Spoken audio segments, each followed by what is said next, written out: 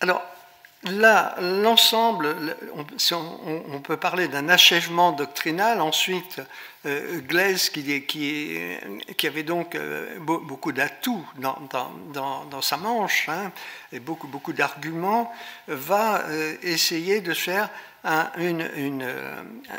il y aura un achèvement doctrinal qui va résumer dans un autre ouvrage qui s'appelle Puissance du cubisme, qu'il a écrit en fait en 1944 et publié en 1969, et qui rassemble des articles et des conférences, déjà dans la revue Vers l'unité, par exemple, donc la même revue dans laquelle écrivait Guénon. L'introduction a été écrite en 1946, juste avant la publication, donc bien avant la publication.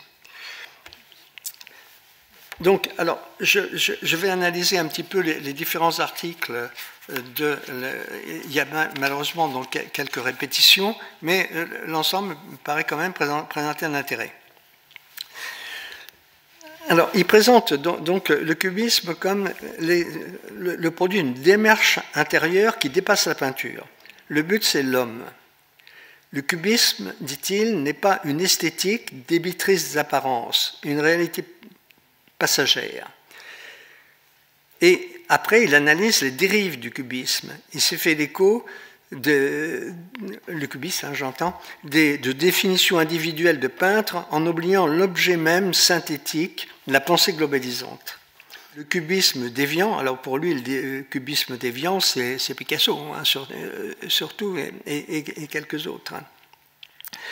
Il a oublié l'idée d'une forme absolue et finalement tombé dans les mêmes défauts que les impressionnistes ou les pointillistes qui renvoient à une technique, à une approche scientifique de la lumière, alors que pour lui, les cubistes sont sans cesse en recherche et le cubisme, c'est la vie.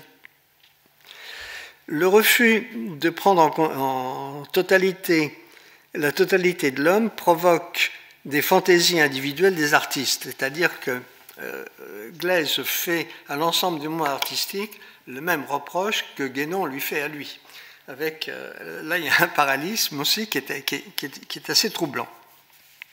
Donc, il continue, chez Picasso et Braque, il y a confusion du sujet et de l'objet, de l'objectif et du subjectif, de l'intelligence contre l'intellectualité.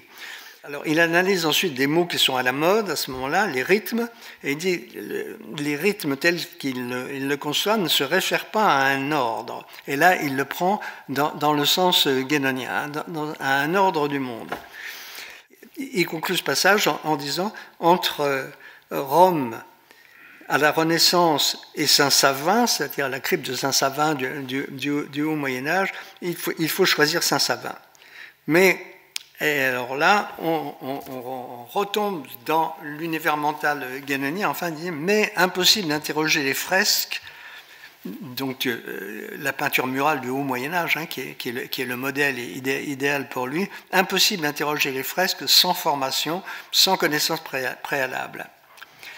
Et il termine cette partie en disant « La collection, le musée n'est pas la finalité du tableau ».